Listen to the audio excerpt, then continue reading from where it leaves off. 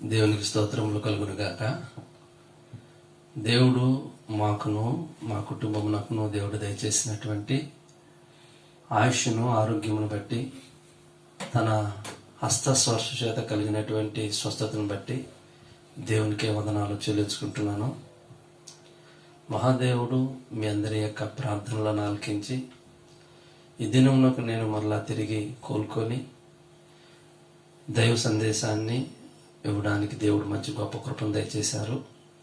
అందుకు దేవునికి స్తోత్రం చెల్లిస్తూ మా కొరకు ప్రార్థన, విజ్ఞాపన, అంగలార్పును చేసినటువంటి మా ప్రియ సంఘ సహోదరులు ఫెయిత్ హోమ్ మినిస్ట్రీస్ నందును తదుపరి మిగతా సభ్యులు కూడా మా కొరకు ప్రార్థించున్నారని, ప్రార్థించినటువంటి దైవజనులకు, సంఘ సహోదరులకు, ఫెయిత్ హోమ్ మినిస్ట్రీస్ నందు ఉన్నటువంటి మా ప్రియులందరికీ ప్రోపేర్ట నా హృదయపూర్వక వందనాలు నా కుటుంబం పక్షంగా తెలియపరుస్తున్నాను.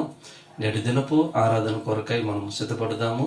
ప్రార్థన చేసుకొని ఒక చక్కటి స్తుతి పాటను మనం పాడుకొని దేవుని మహింపరచుకుందాము. ప్రార్థన. మమ్మల్ని అతి మిక్కిలిగా ప్రేమించినటువంటి మా ప్రియ పరలోక తండ్రి, మీరిచ్చిన ఆయుష్ ఆరోగ్యమును బట్టి కృతజ్ఞతలు. మా నిమిత్తము నీ ప్రియమైనటువంటి బిడ్డలందరూ కూడా చేసినటువంటి ప్రార్థనలను మీరు ఆలకించి జవాబుగా మీరు మాకు దయచేసినటువంటి స్వస్థతను బట్టి మీకు వందనాలు చెల్లిస్తున్నాము. నేడు దినమందు ఈ విధముగా నాయన మరి నీ సన్నిధికి వచ్చి ప్రభువా నిన్ను ఆరాధించడానికి ఇచ్చిన గొప్ప కృపను బట్టి వందనాలు. సమయంలో పాటల్లోనూ వాక్యంలోనూ మీరు మాకు తోడుగా ఉండి నేటి దినపు ఆరాధనకు కావలసినటువంటి దైవ సందేశమును మీరు మాకు అందించగలరని ప్రార్థిస్తూ మమ్మలను మీ చేతులుగా అప్పగిస్తూ యేసు నామమున స్తుతించి వేడుకొంచున్నాను పరమ తండ్రి. ఆమేన్. ప్రియులారా, మరి ఈ సమయంలో మనకు కొత్తగా అనిపించవచ్చు, కానీ ఈ పాట చాలా పాత పాట. మనము పాడుతూ నేర్చుకొని మరలా వింటూ ప్రార్థనలో, దేవుని యొక్క సహవాసంలో, దైవారాధనలో మళ్ళీ తిరిగి మనము గీతాన్ని మనం ఆలపిస్తూ దేవుని మహింపర్దాము, పాడుకుందాము. జయ విజయమని పాడెదమా, జయ విజయుడగు యేసునకు, అపజయ మెరుగని దేవునకు జయ స్తోత్ర స్తుతి చేయుదమా. జయ విజయమని పాడెదమా, జయ విజయుడగు యేసునకు, అపజయ మెరుగని దేవునకు జయ స్తోత్ర స్తుతి చేయుదమా. జయ విజయమని పాడెదమా. ఇహమందు పలు ఆపదలు ఎన్నో కలిగినను, ఇహమందు పలు ఆపదలు ఎన్నో కలిగినను, నా హస్తమును పట్టుకొని వడివడిగా నన్ను నడిపించెను.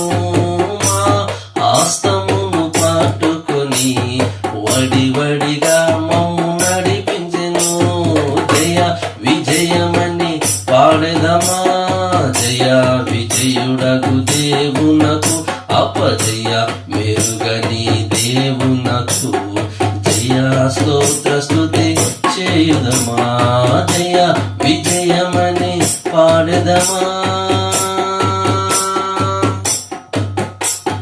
మహాదయాళుడు యెహోవా మమ్మిల కరుణించి, మహాదయాళుడు యెహోవా మమ్మున కరుణించి, మా పాపములన్నిటినీ మన్నించి మలినము తొలగించెను. మా రోగములు తొలగించి స్వస్థతను ఇచ్చి రక్షించెను. జయ విజయమని పాడెదమా, జయ విజయుడగు యేసునకు, అపజయ మెరుగని దేవునకు జయ స్తోత్ర స్తుతి చేయుదమా. జయ విజయమని పాడెదమా, జయ విజయుడగు యేసునకు, అపజయ మెరుగని దేవునకు జయ స్తోత్ర స్తుతి చేయ పాడెదమా, జయ విజయమని పాడెదమా.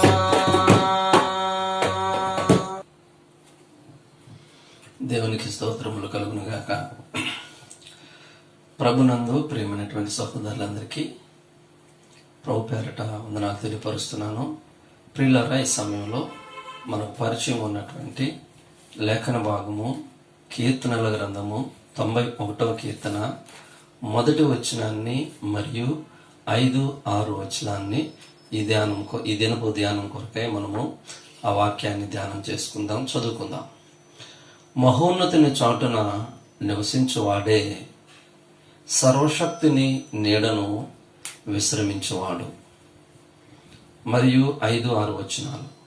రాత్రివేళ కలుగు భయమునకైనను, పగటివేళ ఎగురు బాణమునకైనను, చీకటిలో సంచరించు తెగులునకైనను, మధ్యాహ్నమందు పాడు చేయు రోగమునకైనను నీవు భయపడక ఉందువు.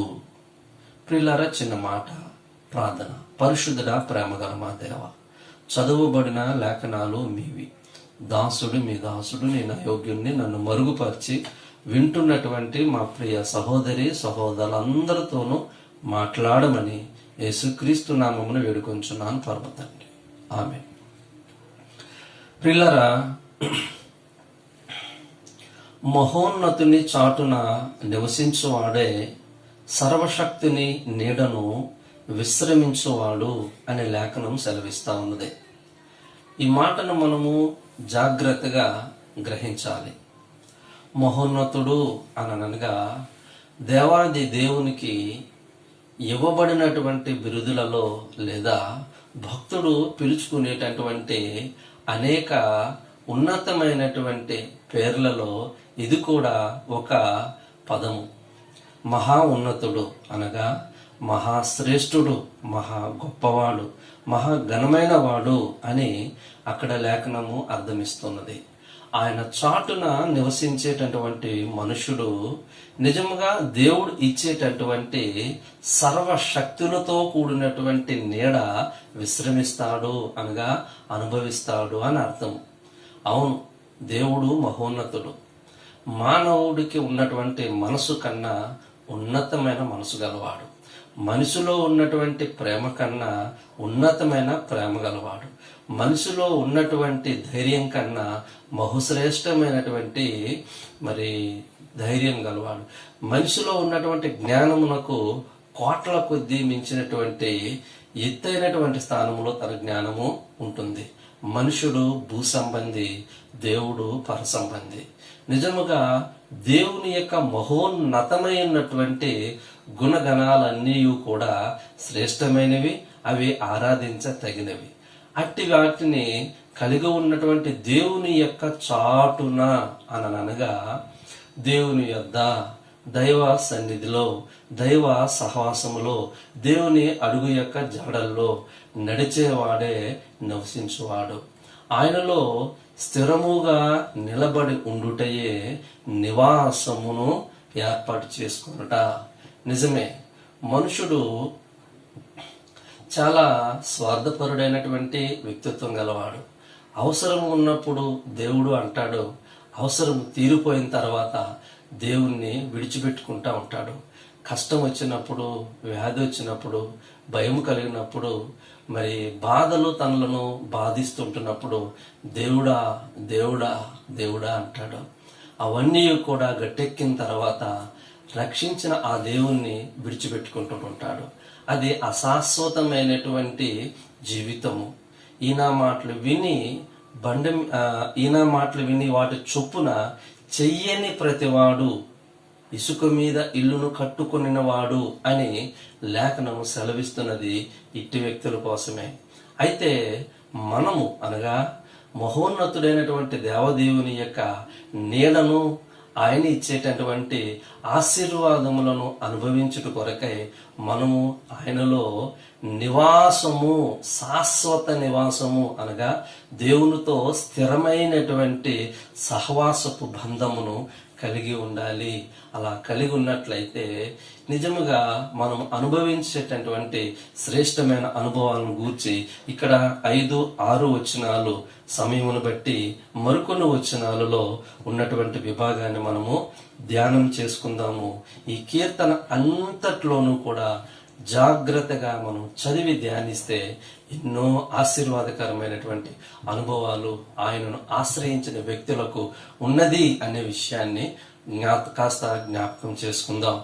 ఆలోచన చేసి చూస్తే రాత్రి వేళ కలుగు భయము నాకైనను. మొదటి మాట చూస్తే ప్రియులారా, రాత్రి సమయంలో మనిషికి భయము పుట్టించేటటువంటి సందర్భాలు లేకపోలేదు. కారణము, రాత్రి వేళ చిమ్మ చీకటి, చీకట్లో శబ్దం వచ్చిన, చీకట్లో ఏదైనా ఒక ఆకారం కనబడినా, చీకట్లో కొన్ని సమయాలలో కొన్ని సందర్భాల్లో ఒంటరిగా ఉండవలసి వచ్చినా, ఒంటరిగా ప్రయాణం చేయవలసి వచ్చినా దానికి ప్రక్కనే మానవ మనసునకు భయము అనేటటువంటిది కలుగుతా వస్తూ ఉంటుంది. అలాంటి ఒంటరి సమయములలో, అలాంటి చీకటి కమ్ముకుంటున్నటువంటి ఆ క్షణాలలో మనిషికి తోడుగా ఉండడానికి ఎవరైనా ఉంటారా అని అంటే, ఎవరైనా ఒక మనుషుని తోడుంటే కొద్దో గొప్ప ధైర్యం వహించి ఉండేవారు. కానీ కొన్ని సమయాలలో మనుషుడు ఏకాంతముగా ఒంటరిగా ఆ చీకట్లో గడపవలసినటువంటి సమయాలలో భయము ఎంతగా మానవ హృదయాన్ని కదిలిస్తాదో ఒకసారి ఊహించుకోనండి. నిజంగా అలాంటి సమయంలో తోడుగా ఉండేటటువంటి వ్యక్తి అంటూ ఎవరైనా ఉన్నారా? తర్వాత రెండవ విషయం చూస్తే, పగటి వేళ ఎగురు బాణమునకైనను. నిజానికి పగటి వేళల్లో బాణము అని అంటున్నాడు. నిజానికి బాణము అనేటటువంటిది ఒక మారణాయుధము. ఈ ఆయుధాన్ని ఉపయోగించేటటువంటి వ్యక్తులు, సందర్భాలను మనం ఆలోచిస్తే, ఈ వ్యక్తి బోయవాడైతే తాను వేటాడే జీవి కోసము, జంతువు కోసము, పక్షి కోసము ఈ మారణ ఆయుధాన్ని పట్టుకొని సంచరిస్తూ ఉంటాడు. ఇది ప్రయోగించి తాను వేటాడదలిచినటువంటి జీవిని మరి హతమార్చుడు కొరకు, వేటాడు కొరకే ఈ మారణాయుధాన్ని ఉపయోగిస్తాడు. నంబర్ 1. నంబర్ 2 ఏంటి అని ఆలోచిస్తే, పూర్వపు కాలంలో మరి యుద్ధ ఆయుధాలలో ఒకటిగా బాణాన్ని ఉపయోగించేవారు. వారు ఎదుర్కొనేటటువంటి ఆ వ్యక్తులను మరి జయించడానికి యుద్ధ వీరులు దీనిని ఒక ఆయుధంగా వాడేవారు. అయితే ప్రియులారా, ఆ బోయవాడు వాడిన, సైనికుడు వాడిన 2 సందర్భాలు ఎదుటున్న వ్యక్తి యొక్క జీవాన్ని లేదా ప్రాణాన్ని హతమార్చేటటువంటి లేదా తీసేటటువంటి ఆయుధమే బాణము. ఇట్టి బాణము గూర్చి ఇక్కడ ప్రస్తాపిస్తూ పగటి వేళ ఎగురుతూ ఉన్నది అనే మాటను దేవుని లేఖనం ఇక్కడ జ్ఞాపకం చేస్తున్నది. ఇది ఏంటి అని ఆలోచిస్తే, బోయవాడు ఉపయోగించే బాణము ఒక ఉద్దేశంతో కూడినటువంటిది, సైనికుడు ఉపయోగించేటటువంటి బాణము ఇంకొక ఉద్దేశంతో కూడినటువంటిది. కానీ ఇక్కడ పగటి వేళ ఎగిరేటటువంటి బాణము అని వర్ణించినటువంటి ఈ బాణము మృత్యువు అనేటటువంటిది అన్నమాట అండి. అనగా మరణము రాత్రి భయాన్ని పుట్టించేది గాను, అదే మరణకరమైనటువంటి అధికారము పగటి వేళల్లో బాణముగా ఎగురుతూ ఉన్నదన్నమాట. మూడవదిగా మనం చూస్తే, చీకటిలో సంచరించేటటువంటి తెగులు. చీకటి అనగా కంటికి కనబడనటువంటిది. చీకటి అంటేనే కంటికి ఏమి కూడా కనబడనిది. కంటికి కనబడకుండా సంచారం చేసేటటువంటి తెగులను గూర్చి బైబిల్లో ఈనాడు తెలియపరచబడింది. నిజానికి ప్రస్తుతానికి కరోనా అనేటటువంటి వైరస్ కంటికి కనబడకుండా రాత్రింబవళ్ళు సంచారం చేస్తూ నిజముగా అనేకులను, ఒక్క రకంగా ఆలోచిస్తే గ్రామాలు, పట్టణాలు, పల్లెలు, దేశాలు అని చెప్పేసినటువంటి తారతమ్యం లేకుండా జాతి, కులము, మతము, వయసుతో భేదము అనేటటువంటిది లేకుండా అందరినీ కూడా తాకుతూ, ఎవరిని ఎలా తాకుతుందో, ఎంతమంది నుండి మరింకెంతమందికి తాకుతూ వెళ్తుందో అసలు ఏమాత్రము కంటికి కనబడకుండా, ఊహకు అందనంతగా ఇది సంచారం చేస్తూ ఉన్నది. దీనిని బైబిల్ వర్ణిస్తున్నటువంటి భాష ప్రకారంగా చూస్తే చీకటిలో సంచరించేటటువంటి తెగులు అని అంటున్నాడు. కరెక్ట్గా ఇది సరిపోతుంది ప్రియులారా. ఇది ఈ భయంకరమైనటువంటి ప్రస్తుత దినాలకు ఇది గుర్తుగా కూడా ఉంది.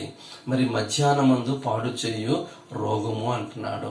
ఈ రోగమునకు గురైనటువంటి వాడు రాత్రింబవలు భయము చేత, మరి ఈ యొక్క మారణాయుధమైనటువంటి బాణము వలె అనేకులను గుచ్చుకొని వాళ్ళ ప్రాణాలను హరింపజేస్తూ, చీకట్లో సంచారం చేస్తూ అన్నట్టుగా నిజంగా కంటికి కనబడకుండా మరి ఎంతో ప్రమాదకరముగా మరి మధ్యాహ్న సమయంలో మరి మనిషి యొక్క ఆరోగ్యాన్ని క్షీణింపజేసేదిగా ఈ దినాల్లో ఈ కరోనా అనేటటువంటి రోగము ప్రజల్ని తాకుతూ ఉంది, బాధిస్తూ ఉంది, భయపడుతూ ఉంది, మరణానికి లోన్ చేస్తూ ఉన్నది. ఇటువంటి పరిస్థితుల్లో మనుషుడు ఏం కోరుకుంటున్నాడు? భయం సమయంలో ధైర్యపరచాలని ధైర్యాన్ని కోరుకుంటున్నాడు. మరి బాణము వలె అది వచ్చి గుచ్చుకుంటుంటే దాని ప్రభావము నుండి తప్పించబడి నేను కాపాడబడాలి అని కోరుకుంటున్నాడు.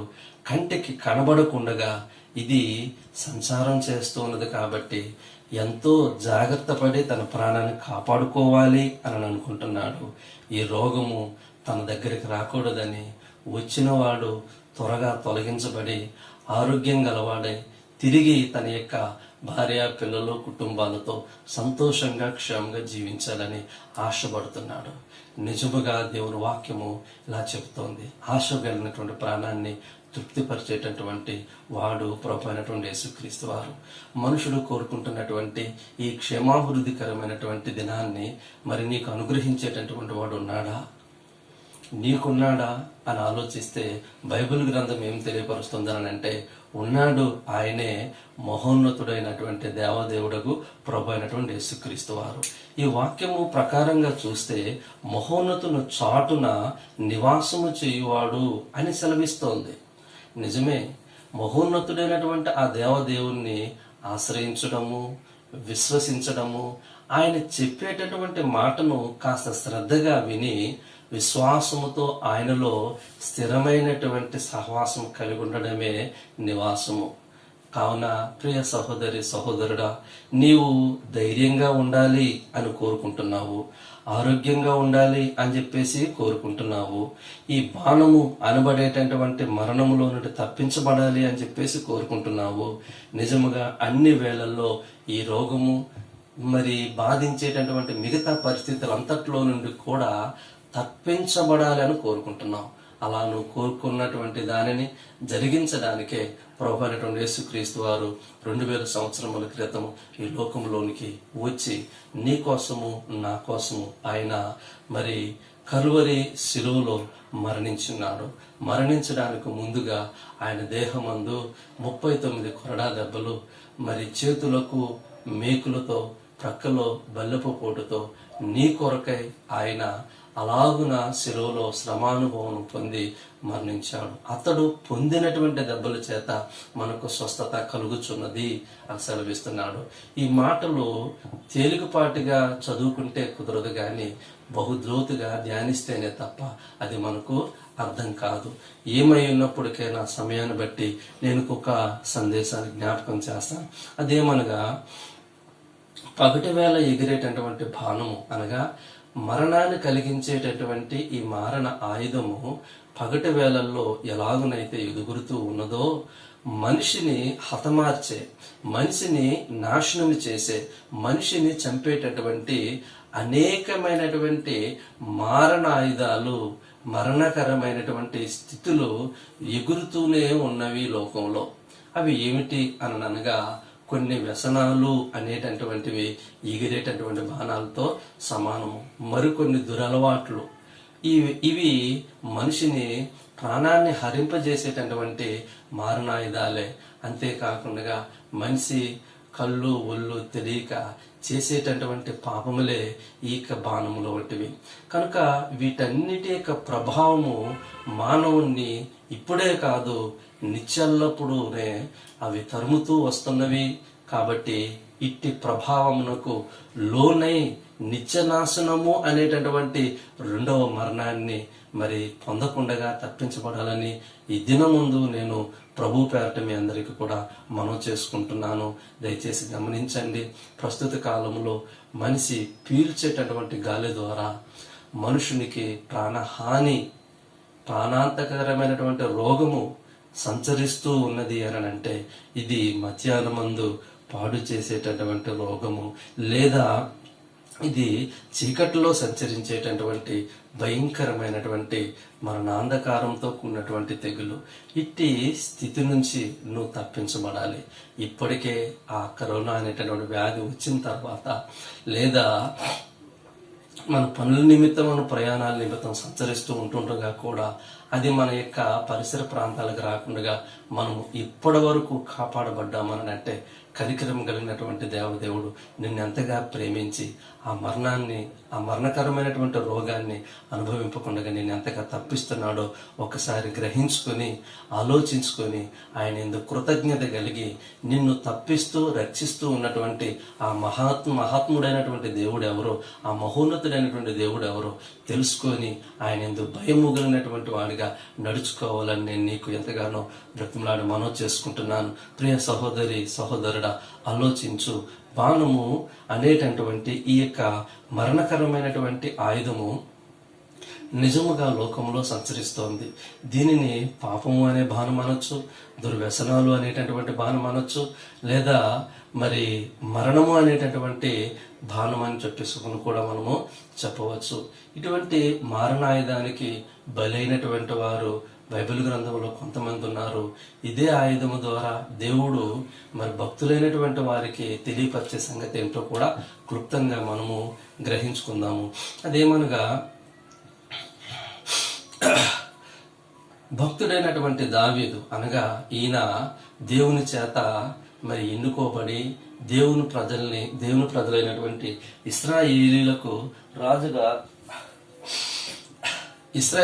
రాజుగా పరిపాలన చేస్తున్నటువంటి దినాలలో తన కడుపును పుట్టినటువంటి స్వయంగా కుమారుడే మరి ఈ యొక్క అబ్షాలోము అనేటటువంటి ఆ యొక్క కుమారుడు తండ్రి మీద బహు భయంకరంగా తిరుగుబాటు చేశాడు. తిరుగుబాటు చేసినటువంటి వాడే. అది ఎలాగా అనగా, తండ్రికి అనేక మంది కుమారులు ఉన్నారు. ఆ కుమారులలో ఎవరికైనా సరే ఈ యొక్క రాజ్యము దక్కుతుందేమో, ఆ రాజ్యము తనకు దక్కాలా, ఆ రాజు తానే కావాలా అనేటటువంటి దురాశను కలిగినటువంటి వాడై మరి ఇది మాత్రమే కాక తండ్రికి వ్యతిరేకముగా తండ్రి యొద్ద నుండి కొంతమంది మరి నమ్మకస్తులైనటువంటి కావలసినటువంటి తెలివైనటువంటి పనివారిని తన వైపు తిప్పుకొని మరి రాజ్యాధికారము దొంగచాటున సంపాదించుకున్నాడు.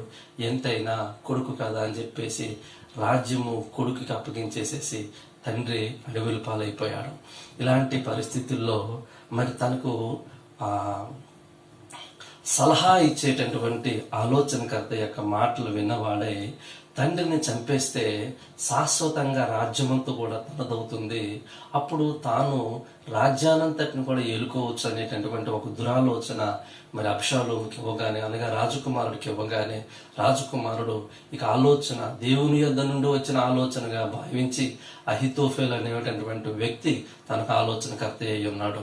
కాబట్టి వాడు ఇచ్చినటువంటి ఆలోచన ప్రకారంగా తండ్రి మీద భయంకరంగా తిరుగుబాటు చేసి తండ్రి మీద యుద్ధాన్ని ప్రకటించాడు. తండ్రి యొక్క సైన్యము ఒకవైపు, కుమారుడి యొక్క సైన్యము మరొక వైపు తలపడింది. అయితే ప్రియులారా, ఈ యొక్క యవనస్తుడైనటువంటి అబ్షాలోముకి తల అంటే శిరోజాలు, కురులు ఎక్కువగా అంటే పొడవుగా పెంచుకోవడం ఒక అలవాటు ప్రకారంగా తాను ఎక్కినటువంటి ఆ యొక్క గాడిద మీద, అంటే కంచర గాడిద మీద ఎక్కి తాను యుద్ధ భూమిలోనికి వెళ్ళాడు. వెళ్తూ ఉంటుండగా అక్కడ సింధూర వృక్షం ఒకటి మరి క్రిందకు వేలాడుతూ కొమ్మలతో ఉంటుండగా ఆ యొక్క కింద భాగములో, అనగా చెట్టు కొమ్మల క్రింద నుంచి యుద్ధ భూమిలోనికి అడుగుపెట్టాడు. ఈలోగా తాను పెంచినటువంటి ఆ యొక్క జుత్తు ఎగురుతూ ఎగురుతూ వెళ్ళి ఆ యొక్క చెట్టు కొమ్మలకు అందుకోవడం జరిగింది. వాటికి ఈ తల చిక్కుకున్న తర్వాత గుర్రం ఎదుట ఈ ముందుకు గాడిద ముందుకు ప్రయాణం చేసేసింది. ఈ యొక్క కురులన్నీ కూడా చెట్టుకు చిక్కుకుపోయాయి. మరి చెట్టు కొమ్మలకు ఇరుక్కుపోయినటువంటి రాజకుమారుని చూసి చుట్టుప్రక్కల ఉన్నటువంటి ఆ సైనికులు కిందకి దించే ప్రయత్నాన్ని చేయబోతుండగా అవతల వైపున ఉన్నటువంటి తండ్రి సైన్యంలో యోవాబు అనేటటువంటి వాడు మరి చూడడం జరిగింది. ప్రియులారా, యోవాబు చూసినటువంటి వాడే నిజానికి చూసిన వెంటనే 3 బాణములను తాను మరి తీసుకున్నటువంటి వాడే నిజముగా అబ్షాలోము యొక్క గుండెలకు గురి చూసి విసిరేయడం అనేటటువంటిది జరిగింది.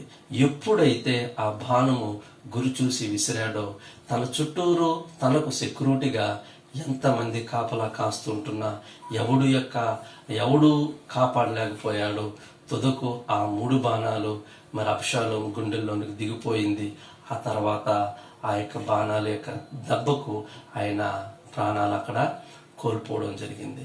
నిజంగా చనిపోయిన వాడు రాజకుమారుడు, చంపినటువంటి వారు తండ్రి పక్షంగా ఉన్నటువంటి సైన్యం. ఒకసారి మనము కూడా ఈ విషయాన్ని ఆలోచన చేసి చూడాలి. నిజంగా తండ్రి దేవునికి సాదృశ్యం అయితే కుమారుడు మనుషునికి సాదృశ్యంగా ఉన్నాడు. మనుషుడు నిత్యమును దేవుని మీద తిరుగుబాటు చేస్తూ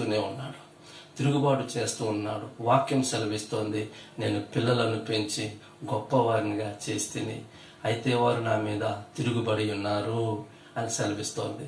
కాబట్టి ప్రియులారా, మానవ జాతికి దేవుడు ఒక్కడే. ఆయనే సృష్టికర్త అయినటువంటి పరమ తండ్రి అయినటువంటి దేవుని మీద ఈ రోజున మనుషుడు నిత్యము తిరుగుబాటు చేస్తూనే ఉన్నాడు.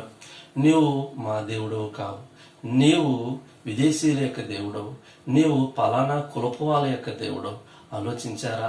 మనుషుడు కలిగి ఉన్నటువంటి ఈ యొక్క కులాన్ని దేవునికి ఆస్వాదిస్తూ, మనుషుడు కలిగి ఉన్నటువంటి దేశాన్ని దేవునికి ఆస్వాదిస్తూ, ఈయన ఫలానా అని చెప్పేసి దేవుని తృణీకరిస్తూ తోలనాడుతూ నిజముగా ఆయన మీద తిరుగుబాటు చేస్తూనే ఉన్నాడు. దయచేసి ఒకసారి ఆలోచించాలి. నిన్ను సృష్టించిన దేవుడు ఆయనే, నిన్ను బ్రతికిస్తున్నటువంటి దేవుడు ఆయనే, నీకు ప్రాణం పోస్తున్నటువంటి వాడు కూడా ఆయనే. పగటి వేళ ఎగురుతూ ఉంటున్నటువంటి ఈ బాణపు దెబ్బకు కూడా దొరకకుండా నిన్ను తప్పించేటటువంటి వాడు ఆ దేవుడే. కనుక ప్రియ సహోదరి సహోదరుడా, ఆ దేవుడు ఎవరో తెలుసుకున్నావా? ఆ దేవుడు ఎవరో, నిన్ను కాపాడుకుంటూ వస్తున్నటువంటి దేవుడు ఎవరో తెలుసుకున్నావా? ఈ మధ్యాహ్న సమయంలో నువ్వు తెలుసుకోవాలని ప్రోపేట్ నేను మీకు మనవి చేస్తున్నాను. అబ్షాలోము తిరుగుబాటు చేశాడు, తండ్రి మీద కుట్రలను పన్నాడు, తండ్రి మీద తిరుగుబాటు చేశాడు, తండ్రికి అసహ్యంగా కలిగించేటటువంటి కార్యాలు ఎన్నో చేయగా ఆ బాణమునకు దొరికినట్టు వాడే నేల కొరిగాడు. ప్రియులారా, నీ అంతము అలా ఉండకూడదని ప్రభువు పేరట నీకు బ్రతిమలాడి మనం చేస్తూ ఉంటున్నాను. జ్ఞాపకం చేసుకో. ఇది పగటి వేళ మరి బాణం ఎగిరే దినాలు, చీకట్లో సంచరించేటటువంటి తెగులు సంచారం చేసేటటువంటి దినాలు. ఈ భయంకరమైన దినాల్లో నిన్ను కాపాడేవాడు ఉన్నాడా? నిన్ను కాపాడేవాడు ఎవరో నువ్వు తెలుసుకోగలుగుతున్నావా? నిజముగా ఆయన నిన్ను కాపాడాడు అనే విషయం గ్రహించాలని స్నేహపూర్వకంగా మనం చేస్తున్నాను. అబ్షాలోము వాళ్ళ తిరుగుబాటు చేసి ఆ బాణపు దెబ్బకు ఒరిగిపోవద్దని చెప్పేసి ప్రోపేట మరొకసారి నీకు మనం చేస్తున్నాను. ఇదే సందర్భము, మరొక సందర్భాన్ని ఒకసారి మనం చూద్దాము. ఇక్కడ అబ్షాలోము కూర్చున్నటువంటి ఆ యొక్క రెఫరెన్స్ ఎక్కడ ఉంటుంది అని చెప్పేసి మనం ఆలోచిస్తే సమూయేలు 2వ గ్రంథము 18వ అధ్యాయం 14-15 వచనాల్లో అబ్షాలోము మరి ఒరుగుపోయినటువంటి సంగతిని కూర్చుంటది. రెండవది, ఇశ్రాయేలులకు రాజు అయినటువంటి వాడు మొదటి రాజుల మొదటి గ్రంథము 22వ అధ్యాయాన్ని మనం ఒకసారి పరీక్షించి మనం చూసినట్లయితే ఇక్కడ ఇశ్రాయేలును పరిపాలించినటువంటి రాజుల మొదటి గ్రంథము 22వ అధ్యాయము 34వ వచ్చిన భాగాన్ని మనము ఒకసారి చూసినట్లయితే, పిమ్మట ఒకడు తన విల్లు గురి చూసి క్షమించండి, పిమ్మట ఒకడు తన విల్లు తీసి గురి చూడకయే విడువగా అది ఇశ్రాయేలు రాజునకు కవచపు కీలు మధ్యన తగిలెను గనుక అతడు, నాకు గాయమైనది, రథము త్రిప్పి సైన్యము నుండి నన్ను అవతలకు తీసుకుని పొమ్మని తన సారథితో చెప్పెను. నాడు యుద్ధము బహుబలముగా జరుగుతున్నప్పుడు రాజు సిరియన్ల ఎదుట అతని రథం మీద నిలువబెట్టిరి. అస్తమయమందు అతడు మరణమాయెను. చూసారా ప్రియులారా, ఇక్కడ ఇశ్రాయేలీలకు రాజు అహాబు. అహాబు యెజబేలు యొక్క భర్త. ఈ భార్యాభర్తలు ఇరువురు కూడా ఇశ్రాయేలులకు రాజుగా రాణిగా ఉండి పరిపాలన చేస్తున్నటువంటి ఆ దినాలలో యెజబేలును గూర్చి మరి సార్వత్రిక సంఘం అంతటికి కూడా తెలుసును. అహాబు రాజును గూర్చి కూడా అందరికీ తెలుసును. అయితే ఈ అహాబు రాజు నిత్యము దేవునికి వ్యతిరేకి అయి ఇశ్రాయేలీల దేవుని యొక్క జనాంగం అంతయో కూడా విగ్రహారాధన చేయడానికి కారకుడుగాను, బయలు అనేటటువంటి ఆషార్ అనేటటువంటి ఆ యొక్క అన్యుల విగ్రహాలకు, అన్యుల దేవతలకు ఆరాధించున్నట్లుగా వీరు ఎంతో ప్రోత్సాహపరిచినటువంటి వ్యక్తులు. అంతేకాకుండా ఏహ్యమైన అసహ్యమైనటువంటి కార్యాలు దేశంలో జరుగుటకు వీళ్ళు ప్రత్యేకమైనటువంటి కారకులయ్యారు. మరియు ఇశ్రాయేలీలు చెడిపోటకు మరి దేవుని ఉగ్రత దిగి రావడానికి ఈ యొక్క భార్యాభర్తలు అనగా రాజు రాణి స్థానాల్లో ఉండి వీళ్ళు కారకులయ్యారు. అయితే వీరు ప్రారంభము యావత్తు ఇంకా అనేక సంగతులు ఉన్నాయి, కానీ ముగింపు విషయానికి వచ్చేటప్పుడు ఆ రోజున జరిగిన సంగతి ఏంటంటే, తాను యూదా అనేటటువంటి తన యొక్క మిత్ర రాజ్యాన్ని సమకూర్చుకొని ఆ రాజు అనగా ఇశ్రాయేలుల రాజు, యూదా రాజు ఇరువురు కూడా కలిసి సిరియా రాజు మీదకి దండెత్తుకు వెళ్ళారు.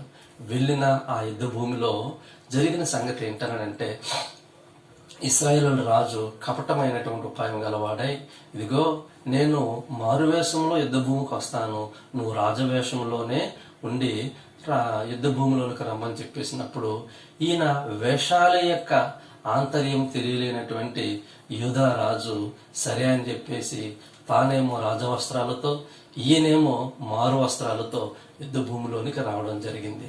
అయితే శత్రు రాజు అయినటువంటి సిరియా రాజు తన సైన్యాన్ని అంతటికీ కూడా చెప్పిన ఏకైక మాట ఏంటంటే, మీరు సామాన్యుల జోలికి వెళ్ళకండి, ఇశ్రాయేలు యొక్క రాజు జోలికి మాత్రమే వెళ్ళండి అని అవతల శత్రు సైన్యానికి మరి ఆర్డర్స్ ఇవ్వబడ్డాయి. యుద్ధము ముమ్మరంగా ప్రారంభమైంది. రాజవేషంలో ఉన్నవాడి దగ్గరికి వెళ్ళేటప్పుడు తీరా వాడు ఇశ్రాయేలు యొక్క రాజు కాదు, యూదా రాజు. అతన్ని విడిచిపెట్టేశారు. మరి రాజు ఎక్కడా అని చెప్పేసి ఆలోచించుకుంటున్నప్పుడు మారువేషంలో యుద్ధ భూములు ఎక్కడో ఉన్నాడు. అయితే అనుకోకుండా ఒకడు ఒక బాణాన్ని తీసుకొని గురి చూడకుండానే యుద్ధ భూమిలోనికి విసిరాడన్నమాట అండి. అది ఎగురుకుంటూ వచ్చి ఇక్కడ అహాబు అని పిలువబడిన ఇశ్రాయేలు యొక్క రాజుకు కవచపు కీలుంటుంది. ఆ కీలును దూచుకుపోయి మరి తన గుండెల్లో గుచ్చుకోగా అతను అక్కడికక్కడే రథములో ఒరిగిపోయాడు. నన్ను వెనక్కి తీసుకెళ్ళండి అని అన్నాడు. తగిలిన గాయముతో ఇంటికి వెళ్తూ మార్గ మధ్యలోనే ఆయన హతమైపోయాడు. ప్రియులారా, తాను చేసినటువంటి పనులను బట్టి, తాను వేషాలు మార్చిన, ఆలోచనలు మార్చుకున్న, తాను వేసిన వేషం మీద కానివ్వండి, తాను వేసినటువంటి ఎత్తులే కానివ్వండి, తన తలంపులే కానివ్వండి, తనను రక్షించజాలకపోయింది. కారణము ఎగురుతున్నటువంటి బాణము గురి చూడకుండానే అది మరి విసిరబడ్డది. కాబట్టి ప్రియులరా, ఇశ్రాయేలుల రాజు తాను తన ప్రాణాన్ని రక్షించుకోవడానికి వేషాలని మార్చి తన సొంత ఆలోచనలతో విజయాన్ని సాధించి తన పదవిని, తన రాజ్యాన్ని కాపాడుకోవాలి అని అనుకున్నాడు. కానీ అది తన చేతన కాలేదు. యుద్ధ భూమిలోనికి వెళ్ళి వేషము మార్చిన తన యొక్క ఆలోచనలతో ప్రాణాపాయాన్ని తప్పించుకోవాలి అని అనుకున్న, గురి చూడక విడవబడినటువంటి బాణానికి బలైపోయి యుద్ధ భూమిలో ఉరిగిపోయాడు. ప్రియ స్నేహితుడా, సహోదరి సహోదరుడా, నీవు ఎన్ని వేషాలు వేసినా, నీకున్నటువంటి జ్ఞానంను బట్టి ఎన్ని తెలివితేటలను ఉపయోగించాలనుకున్నా ఎగురుతూ ఉన్నటువంటి బాణపు దెబ్బకు ఒక రోజున ఒరిగిపోవుట తప్పదు. కాబట్టి ఆ భయంకరముగా తిరుగుతూ ఉన్నటువంటి మరణకరమైనటువంటి బాణమునకును, చీకట్లో సంచారం చేర్చున్నటువంటి తెగులుకు నీవు తప్పించబడాలి, భయము లేకుండా ధైర్యంగా ఉండాలని చెప్పేశానంటే నిన్ను రక్షించేవాడు ఆ మహా ఉన్నతుడు. జ్ఞాపకం చేసుకో. చివరిగా ఈ బాణము గూర్చిన సమాచారము మరొక సందర్భంలో జ్ఞాపకం చేసుకుంటే, సమూయేలు మొదటి గ్రంథము 20వ అధ్యాయము మనం ఒకసారి ఆలోచిస్తే ఆ యొక్క అధ్యాయమును 35వ వచనం. ఉదయకాలమున యోనాతాను దావీదుతో నిర్ణయించుకున్న వేళకు ఒక పనివాణ్ణి పిలుచుకొని పొలములోనికి పోయిను. నీవు పరిగెత్తుకుని పోయి నేను 1000 బాణములను వెదకమని ఆ పనివానితో అతడు చెప్పగా, వాడు పరిగెత్తుచున్నప్పుడు అతడు ఒక బాణము వాని అవతలకు వేసెను. అయితే వాడు బాణము వాని అవతలకు వేసిన అయితే వాడు యోనాతాను వేసిన బాణము ఉన్న చోటుకు వచ్చినప్పుడు యోనాతాను వాని వెనుక నుండి కేక వేసి బాణముని అవతల ఉన్నదని చెప్పి వాని వెనుక నుండి కేక వేసి, నీవు ఆలస్యం చేయక దబ్బున రమ్మనెను. యోనాతాను పనివాడు బాణములను కూర్చుకొని తన యజమాని ఎదుకు వాటిని తీసుకుని వచ్చును గాని సంగతి ఏమి వానికి తెలియక ఉండెను. నిజమే, బాణము వేయుటకు, తర్వాత ఆ బాణము తీయుటకు, ఆ బాణము తిరిగి తీసుకురావడం కొరకు ఒక పనివాడు యోనాతాన్ని నియమించాడు. ఆ పని చెప్పిన పని అంతటినీ యోనాతాను చెప్పిన పనివాడు చేశాడు, కానీ బాణమును గూర్చిన సమాచారం తనకి ఏమీ కూడా తెలియక ఉన్నది. ఈ రోజున ఎగురుతున్న బాణమును గూర్చి తెలియని వాడిగా మనం కూడా ఉంటున్నాము. ఒకసారి జ్ఞాపకం చేసుకుందాము. ఇక్కడ ఈ యోనాతాను చేతుల్లో నుంచి జాలువారినటువంటి బాణము మాత్రము ఒక గొప్ప సమాచారాన్ని భక్తుడైనటువంటి దావీదుకు చేరవేస్తోంది. నిజమే, ఈ బాణము నేను వేస్తాను, నీ ముందుగానే పడినట్లయితే నువ్వు ముందుకు సాగి వెళ్ళిపో అనేటటువంటి ఒక నిబంధనతో కూడినటువంటి బాణం అది. అనగా ఈ బాణం పేరు పగటి వేళ ఎగిరేటటువంటి బాణము కాదు, కానీ నిబంధన బాణము, దైవ సందేశాన్ని తీసుకువెళ్ళేటటువంటి బాణము. అదే విధముగా దావీదు అనబడినటువంటి భక్తుడు అక్కడ నిలిచిపోవాలా లేదా తన ప్రాణరక్షణ కొరకు ఆ స్థలాన్ని విడిచిపెట్టి ముందుకు వెళ్ళిపోవాలా అనే సమాచారం తెలియపరిచేటటువంటి బాణం అన్నమాట అండి. యువరాజు అయినటువంటి మరి యోనాతాను ఆ బాణమును దావీదు దాగి ఉన్నటువంటి స్థలాన్న వేయడం జరిగింది. వెంటనే ఆ బాణమును తీసుకురావడానికి పనివాడు వచ్చేసాడు. ఆ బాణం తీసుకొచ్చిన తర్వాత అంబులను బాణమును చేతికిచ్చి, పనివాడి చేతికిచ్చి, ఇది ఇంటికి పట్టుకెళ్ళిపో, నేను వస్తానన్నాడు. ఆ తర్వాత యోనాతాను దావీదు దగ్గరికి వెళ్ళి, దావీదా, నా తండ్రి నీ ప్రాణాన్ని తీయాలని చెప్పేసి అనుకుంటున్నాడు.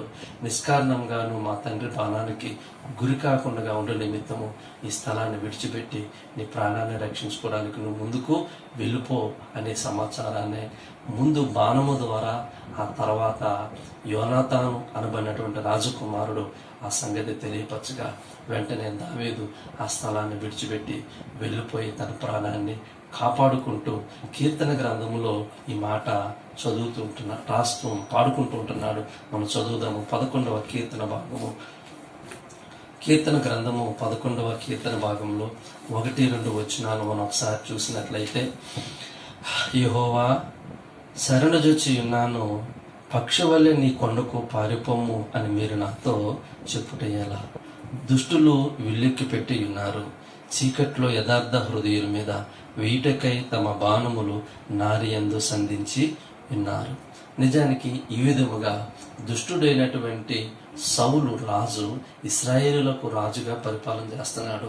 ఆ దినాలలో దేవుని చేత ఏర్పరచబడినటువంటి అభిషక్తుడుగా మరి దావీదు ఉంటుండగా, దుష్టుడైనటువంటి రాజు భక్తుడైనటువంటి అభిషక్తుడైనటువంటి ప్రవక్త అయినటువంటి నీతిమంతుడైనటువంటి ఆ యొక్క దావీదును చంపాలి అని చెప్పేసి బాణాన్ని విల్లు ఎక్కుపెట్టి ఉన్నాడు. ఈ రోజున దుష్టుడైనటువంటి సాతానుడు నిన్ను కూడా హతమార్చడానికి, నీ ప్రాణాన్ని కూడా హతమార్చడానికి, నీ ఆత్మను కూడా నిత్య నరకాగ్ని నడిపించాలి లేదా అందులోనికి త్రొయ్యాలి అనేటటువంటి దురుద్దేశం చేత ఈ బాణమును వేస్తా ఉంటున్నాడు.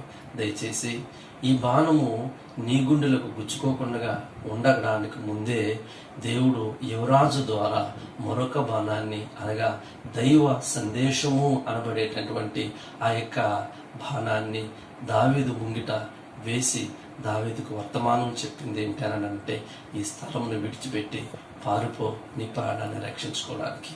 నిజముగా తాను పారిపోయాడు, కొండలకు పారిపోయాడు. అందుకోసమే ఈ మాట అంటున్నాడు, పక్షి వలె నీ కొండకు పారిపోము అని మీరు నాతో చెప్పుట ఎలా? అయ్యా, నువ్వు నాకు ఇలా చెప్తున్నావేటి, కొండలకు పారిపో అని చెప్పేసి అంటున్నావు అని అంటే, నిజముగా ఆ సందర్భము దావీదుకు ఆ సమయంలో మరి పూర్తిగా అర్థం కాకపోయినా అందులో ఉన్నటువంటి సత్యం ఏంటంటే, నీ ప్రాణాన్ని తీయగోరుతూ ఉంటున్నటువంటి దుష్టుడైనటువంటి రాజు చేతికి నువ్వు బలి కాకుండా ఉండాలంటే నీవు కొండకు పారిపో అనగా.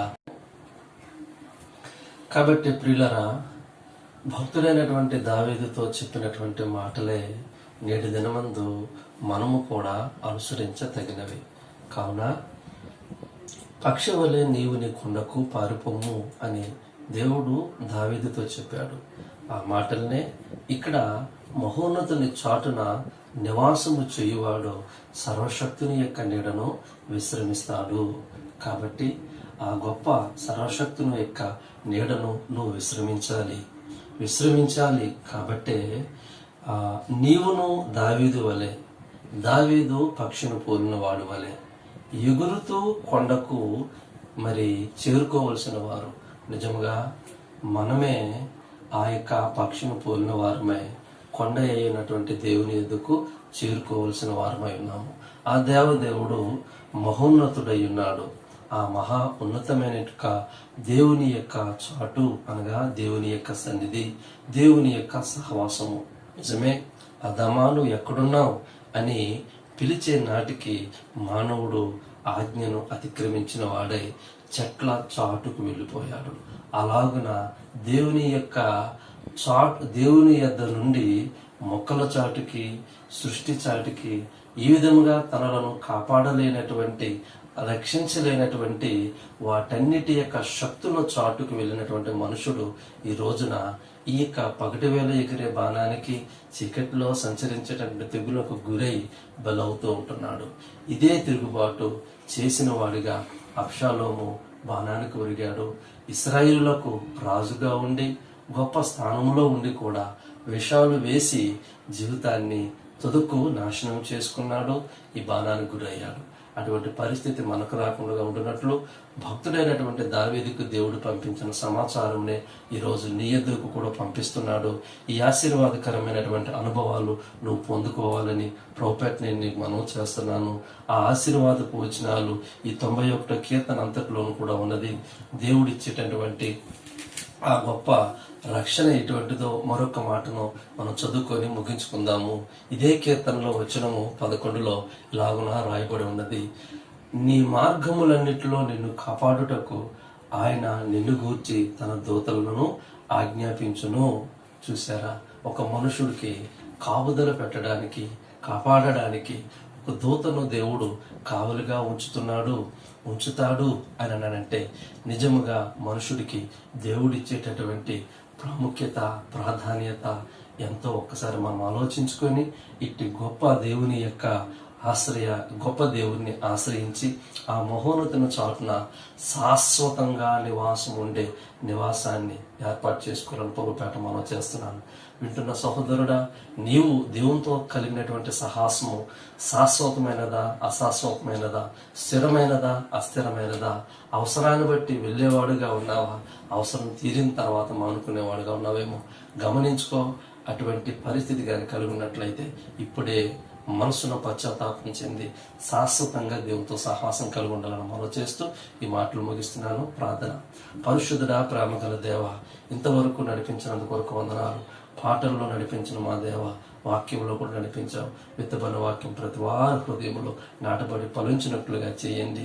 నిన్ను ఆశ్రయించలేని వాడు ఇంకను ఆశ్రయించేటట్లుగా, ఆశ్రయించినటువంటి వాడు అస్థిరుడిగా కాకుండా స్థిరుడిగా శాశ్వతంగా నీలో నివాసం ఏర్పాటు చేసుకొని నీవిచ్చేటటువంటి గొప్ప దీవెన, భూ సంబంధమైన పర సంబంధమైన ఆశీర్వాదాలు పొందుకుంటూ నీలో ముందు కొనసాగటం సహాయం దయచేయమని నేడు మాకు దయచేసిన నీ సన్నిధి కొరకు, నీ సహవాసం కొరకు నీకు కృతజ్ఞతలు చెల్లిస్తూ యేసుక్రీస్తు పరిశుద్ధ నామమున వేడుకొంచున్నాను పరమ తండ్రి. ఆమేన్. తండ్రి అయినటువంటి దేవుని ప్రేమ, కుమారుడైన యేసుక్రీస్తు వారి కృప, పరిశుద్ధాత్మక అన్యోన్య సహవాసము, వాక్యం వింటూ తన సహవాసములో కొనసాగుతున్న ప్రతి ఒక్కరికి సదా తోడుగా ఉండి నడిపించును గాక. ఆమేన్, ఆమేన్, ఆమేన్. అందరికీ వందనాలు.